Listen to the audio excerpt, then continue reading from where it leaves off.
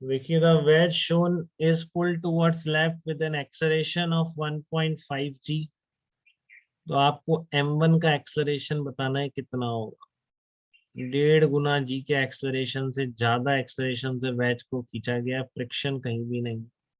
और veg angle आपको 45 degree given है, ये आपको theta equal to 45 degree given. ठीक है, तो आपको एक्सेलरेशन ऑफ m1 बताना है कि m1 का एक्सेलरेशन कितना हो। तो ये कैसे निकालेंगे आप m1 का एक्सेलरेशन। तो पहले आप एक चीज देखिए, अगर मान लो इस पर स्टेशनरी रहता, कांटेक्ट मेंटेन रखने के लिए ए नॉट कितना चाहिए। ठीक है, तो आपको इधर फुल कर रहे हैं आप, इस डायरेक्शन में एम ए नॉट लगेगा। तो आप देखो n plus M A naught sine theta is equal to M ji cos theta आएगा। तो नॉर्मल डायरेक्शन कितनी आ रही है, एम जी कॉस थीटा माइनस एम ए नॉट साइन थीटा। ठीक है, इस केस में ये भी हो सकता है ना कि आपका कांटेक्ट भी छोड़ दे, इतना ज्यादा आपने एक्सेलरेशन दिया है। ठीक है ना, ऊपर वाला केस ही है, आप रोक के रख रहे थे इसको, ठीक है, लेकिन अब आपने इतना ज्यादा एक्सेलरेशन भी तो दे सकते हैं कि कांटेक्ट ही छूट जाए। ठीक है, तो वो एक्सेलरेशन कितना हो। ठीक है, नहीं तो आप ये वैल्यू पुट करिए, अपने आप नॉर्मल डायरेक्शन नेगेटिव आ जाएगी, तो आपको समझ में आ जाए। ठीक है ना, नहीं तो पहले मैंने क्या किया, आपको तो पहले से नहीं आएगा ना कि ऐसा भी हो सकता है कि कांटेक्ट छोड़ दे, तो आप क्या करोगे, सूडो फोर्स लगाओगे, सब करोगे इस तरीके से, फिर इस डायरेक्शन में नॉर्मल रिएक्शन भी लिख सकते हो।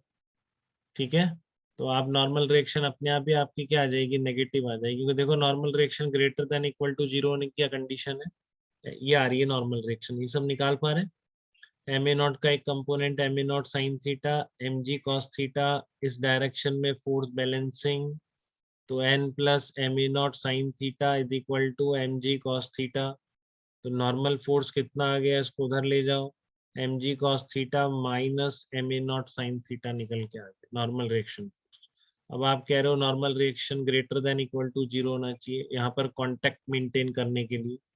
तो N greater than equal to zero क्या इम्प्लाई करेगा, m ji cos theta must be greater than equal to m A naught sine theta. ठीक है, ए नॉट कितना आ गया, less than g by ten theta आ गया। और थीटा आपको कितना दे रखा है इसने, 45 डिग्री दे रखा है। तो ए नॉट क्या होना चाहिए, लेस देन जी होना चाहिए आपके इस केस में, तब ये यहाँ पर इसके रिस्पेक्ट में कांटेक्ट बना रहे हैं। लेकिन आपका एक्सेलरेशन कितना है, a not is equal to 1.5 जी है, तो आपका एक कांटेक्ट छूट जाएगा। ठीक है ना, तो there will be free fall of m1, जब इस पे normal reaction force contact force छूट गया है तो उस पे क्या है, फ्री फॉल होगा उसका बस, और क्या होगा, mg के अलावा कुछ नहीं लग रहा होगा उस पे जब कांटेक्ट ब्रेक हो गया है।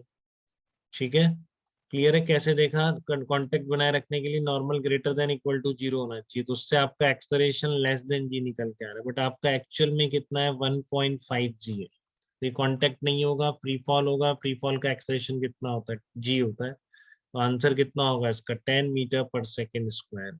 जी आंसर आ रहा है इसमें। एक्सेलरेशन ऑफ दिस ब्लॉक, अगर आपने इसको 1.5 जी से एक्सेलरेशन दिया है। हितेंद्र, कोई कंफ्यूजन है क्या आपको इसमें बेटा, ये बात समझ आ गई आपको, बताइए, किसी तरह का कोई डाउट।